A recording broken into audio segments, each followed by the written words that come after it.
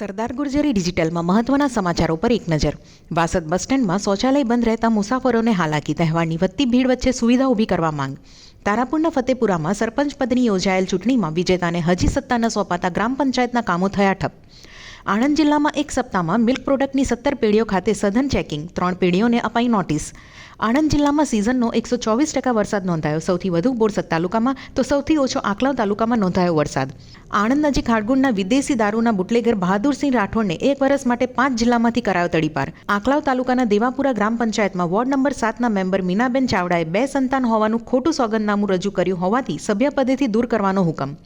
વાસદ મહીસાગરમાંથી આધેડની લાશ મળી આવતા ચકચાર. બ્રિજમાંથી છલાંગ લગાવી હોવાનું પ્રાથમિક તપાસમાં આવ્યું બહાર.